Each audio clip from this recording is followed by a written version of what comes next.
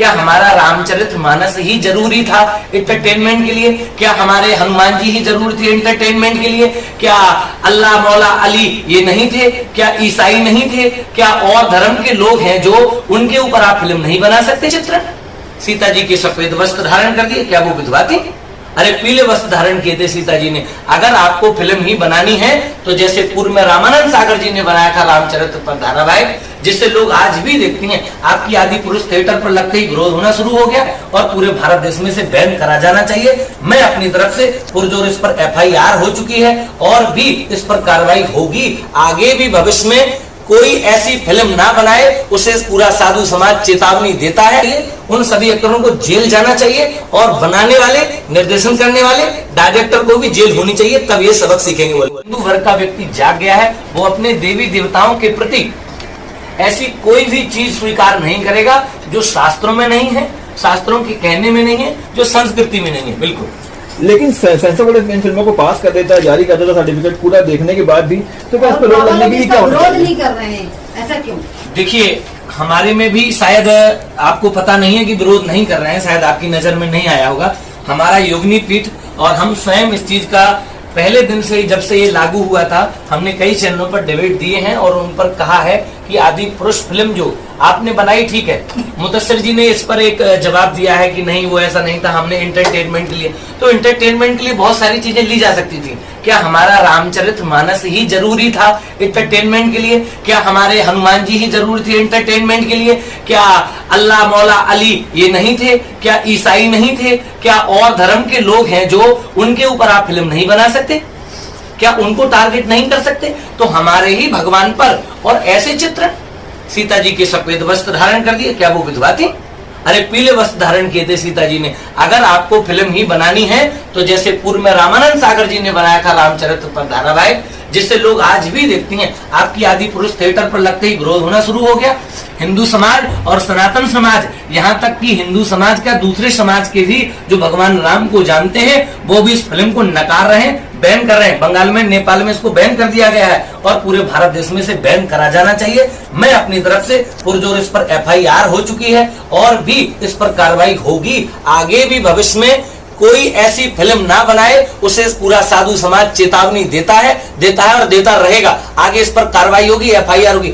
अब ये चीजें यहाँ तक नहीं रुकेंगी कि विवाद हो गया, बस हो गई, फिल्म के कुछ सीन काट दिए गए, नहीं, आगे से उन पर भत्सर कार्रवाई होनी चाहिए। उन सभी एक्टरों को जेल जाना चाहिए और बनाने वाले, निर्देशन करने वाले डायरेक्टर को भी जेल होनी चाहिए, तब ये सबक सीखेंगे बॉलीवुड वाले। जी, इस फिल्म के जो लेखक हैं, उनका ये कहना है, उन्होंने सफाई दी है कि हनुमान जी जो है भगवान नहीं थे, बल्कि वो सिर्फ भक्त है, हमने उन्हें भगवान बनाया है। देखिए, ये तो बिल्कुल शायद उन्होंने मूर्खपने की बात की है। भगवान तो स्वयं कहते हैं कि मैं कहीं भगवान नहीं हूँ, भक्तों की ही भावना से मैं भगवान बनता हूँ। तो अगर हमने बनाया है तो भी वो भगवान है ना। चलो आपकी बात मान लेते हैं, फिर भी वो भगवान है ना, हमने ही बनाया है ना। राम जी कहाँ कहते हैं कि मैं भगवान हूँ? कृष्ण जी कहाँ कहते हैं मैं भगवान हूँ? वो द्रौपदी के सामने खड़े हो जाते हैं और कहते हैं, हे बुआ मैं तेरा भतीजा हूँ। बुआ कहती नहीं, तू भगवान है, कुछ दे दे, मैं आपसे वरदान मांगना चाहती हूँ। भगवान कहते नहीं नहीं, मैं भतीजा हूँ। तो भगवान तो कहीं भी नहीं कहते कि मैं भगवान हूँ। राम जी तो हमेशा कहते हैं मैं दशरथ पुत्र राम हूँ।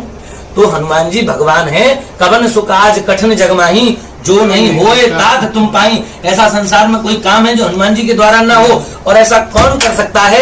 राम जी की ही कृपा से वो भगवान ही कर सकते हैं, वो हनुमान जी ही कर सकते हैं। जो काम दुर्लभ है वो हनुमान जी ही करते हैं। तो मनोज मुंशी शुक्ला को क्या सीख देना चाहेंगे आप? मैं मुदस्सिर जी को इतनी सीधी सीधी साफ सीख देना चाहूंगा और उन्हें बताना चाहूंगा योगिनी पीठ की ओर से कि आज और अभी से वह सुधर जाए, हिंदू देवी देवताओं पर टिप्पणी ना करें और टिप्पणी करना बंद कर दें, नहीं तो ऐसा दंड पड़ेगा। हनुमान जी स्वयं ही तुम्हारे यहाँ आएंगे और आकर के इतना दंड देंगे, तुम्हारी 7 पुस्त भी याद करेंगे कि हमने भगवान पर कोई टिप्पणी की। आपका भोपाल आने का उद्देश्य क्या है? देखिए, भोपाल आने का हमारा बिल्कुल सीधा सा उद्देश्य है। हम अभी मुंबई में थे, गोरेगांव ईस्ट, जोगेश्वरी, मलाड इत्यादि में दरबार लगा और वहां से यहाँ इंडस सिटी में दरबार था। पूर्व में भी हम यहाँ कथा कर चुके हैं, बहुत बड़े लेवल पर कथा कर चुके हैं, यज्ञ कर चुके हैं। तो भोपाल आना जाना हमारा बना रहता है। फिलहाल दरबार था और सनातन धर्म लोगों को यहाँ के जितने भी मंदिर मठ और सनातनी लोग हैं, जैसे रामचरितमानस का हुआ, जैसे हमारे संतों का सम्मेलन हुआ, हमारे सनातनी लोगों को जगाना हुआ, हमारी संस्कृति कैसी रही है। भोपाल आने का सिर्फ यही उद्देश्य है कि आज हम संतों से मिल रहे हैं और इस चीज पर चर्चा कर रहे हैं। यहाँ जो भी भी दरबार लगाएंगे? जी हाँ, यहाँ दरबार लगा था, फिलहाल तो नहीं लगाना है, आगे दरबार बिल्कुल लगेगा। भविष्य में बहुत जल्दी यहाँ भोपाल में दरबार। मध्य प्रदेश में इलेक्शन होने जा रहा है, आप चूंकि मन की बात पढ़ लेते हैं, हो सकता है मेरे भी मन की बात पढ़ ली होगी, बहुत सारे हम पत्रकार हैं, मन की बात पढ़ी। मध्य प्रदेश में किसकी सरकार आने वाली है, ऐसा आप? देखिए, मैं बिल्कुल साफ शब्दों में अगर मैं हृदय की बात करूं तो जो हमारे सनातन की बात करे, जो हमारे धर्म की बात करे, उससे भी पहले जो युवाओं की बात करे, जो नौकरी की बात करे, देश की तरक्की की बात करे, राष्ट्र हित की बात करे, धर्मो रक्षति रक्षता। अगर कोई भी पार्टी धर्म की रक्षा करेगी तो धर्म उसकी रक्षा करेगा। वो युवाओं की नौकरी के लिए सोचेगा, वो इंडस्ट्री के लिए सोचेगा, वो समाज के लिए सोचेगा, सरकार उसी की आएगी। जी सर, अभी आपने इस प्रेस नोट में लिखा है कि अवध में आपका एक दरबार लगता है जहां पर जो लोग हैं उनकी मन की मुरादें पूरी, जो कष्ट होते हैं। तो क्या लगता है कि एक तरफ तो यहाँ बाबा बागेश्वर जी कर रहे हैं, दूसरी ओर आप हैं, तो कौन सच्चा है? इस चीज पे क्या सच्चाई है इस मामले को लेकर? देखिए, वो कहते हैं जाकी रही भावना जैसी, प्रभु मूरख दिन देखें तिन तैसी। तो आपकी अगर भावना सच्ची है तो आप श्री धाम देखिए, दुनिया में तो दरबार बनाए गए, लेकिन हमारा जो दरबार है श्रीधाम गोवर्धन में, वो बनाया नहीं गया, वह स्वयं से ही है। वह भगवान की नगरी है, भगवान वहां रहते हैं, आज भी दर्शन देते हैं। तो सच्ची मन से और सच्ची भावना से जो भी अवध सरकार बालाजी गोवर्धन जाता है, वो मन में संकल्प करते ही उसकी मनोकामना पूरी हो जाती है। इतनी बड़ी बात है। तो क्या लगता है कि बागेश्वर धाम और आप में कितना बड़ा डिफरेंस? क्योंकि वो तो पेपर पे लिख देते हैं हर चीज, तमाम बातें, तो आपके यहाँ भी किस प्रकार की चीजें? बिल्कुल, आपको भी बिल्कुल पेपर पे ही चीजें लिखी होंगी। आपको नहीं बताना पड़ेगा कि आप कौन सी अर्जी लेकर के आए, बशर्ते आपकी अर्जी हनुमान जी स्वीकार कर लें, राम जी स्वीकार कर लें, हमारे गुरुदेव स्वीकार कर लें, गिरिराज महाराज स्वीकार कर लें, तो आपका पर्चा पहले से ही बना हुआ पाएगा। और उस पर्चे पर बना हुआ अकेला नहीं पाएगा, उस पे आपका काम कितने दिन में हो जाएगा, आपकी समस्या कितने दिन बाद दूर होगी, ऐसा भी लिखा मिलेगा। तो क्या बागेश्वर की तरह आप भी, बागेश्वर धाम की तरह क्या आप भी अपना दरबार ऐसे चालू करेंगे? देखिए, मैं किसी की तरह दरबार नहीं लगाता।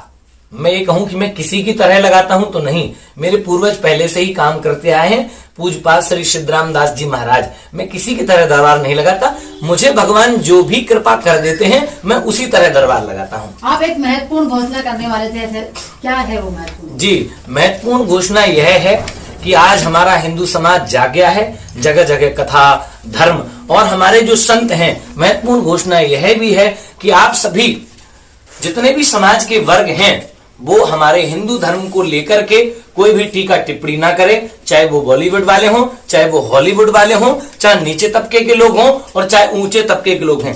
आज से और अभी से हिंदू राष्ट्र घोषित लोग कर रहे हैं। हिंदू राष्ट्र पहले से ही है, होगा और रहेगा, और ये बनकर के रहेगा। आगे मैं एक चीज कहना चाहूंगा कि भारत सरकार से भी और मध्य प्रदेश सरकार से भी कि जो भी आगे आने वाली फिल्म बने उस पर एक संत बोर्ड बनना चाहिए, ताकि पहले संतों को वो फिल्म दिखाई जाए, संत उसमें से देखें, अपने शास्त्रों में से देखेंगे कि ये सही है कि गलत है, तब उस फिल्म को रिलीज किया जाए। जी, धार्मिक मैटर पर। जी, धार्मिक मैटर पर ये बोर्ड बनना चाहिए। अगर धार्मिक मैटर पर कोई फिल्म बनती है तो उसका एक संत समाज का बोर्ड बनना चाहिए। जी, यह दरबार जो है श्रीधाम गोवर्धन में लगता है और एकादशी से लेकर पूर्णमासी तक 5 दिन लगता है। यह दरबार पूर्णतः निःशुल्क है, इसे कोई भी शुल्क लिया नहीं जाता। अगर कोई जल्दीबाजी करता है, घर बैठे पूछना चाहता है, तो उसके लिए आश्रम शुल्क लेता है। लेकिन अगर आप गोवर्धन आते हैं, समय लेकर के आते हैं और पर्चा बनवाते हैं, तो आपसे 1 रुपए की भी कोई भी मांग नहीं होती, न वहां कोई पैसा लगता है। ये दरबार ऐसा। आप भी देते हैं कुछ, जैसे कि रुद्राक्ष, नारियल, या ऐसा आप भी देते हैं? देखिए, ना तो मैं रुद्राक्ष देता हूँ, ना मैं नारियल देता हूँ। मैं जो हमारे वेदों में लिखा है, जो हमारे शास्त्रों में लिखा है, जो हमारे पुराणों में लिखा है कि इस दर्द की दवा क्या है। अगर आपको सिर दर्द है तो हमारा योग कहता है कि आप इन्हीं पॉइंटों को दर्द कर लीजिए। हमारा योग कहता है कि ये वाली उंगली लेकर के यहाँ थोड़ी देर मसाज करिए, आपका सिर दर्द समाप्त हो जाएगा। हमारा मंत्र कहता है कि आप योग ध्यान में बैठ करके गायत्री जप कर लीजिए, आपका सिर दर्द, बदन दर्द इत्यादि हो रहा हो, 108 दिन जाप करिए, आपका दर्द खत्म हो जाएगा। तो मैं इस प्रकार की चीजें बताता हूं जो मैंने शास्त्र को पढ़ा है, उस शास्त्र के अनुसार मंत्र बताता हूं, ना कोई नारियल ना कोई रुद्राक्ष। देखिए, पत्थर देने से अगर किसी का भला होता तो वो पत्थर बेचने वाला आज अरबपति खरबपति अनिल अंबानी से ऊपर होता।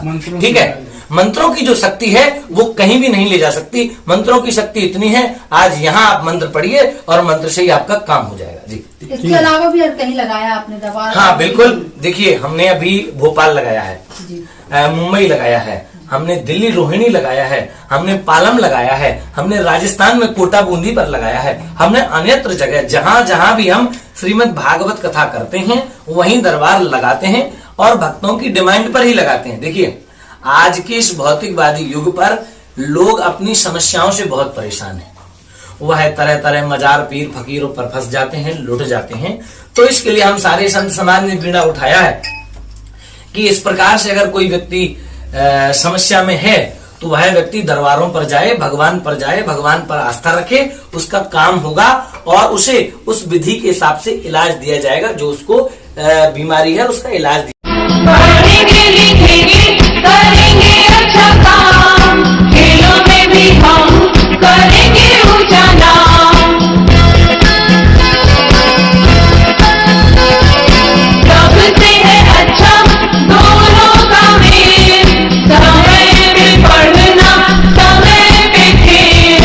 सबसे है अच्छा दोनों का मेल, समय पे पढ़ना समय पे खेल।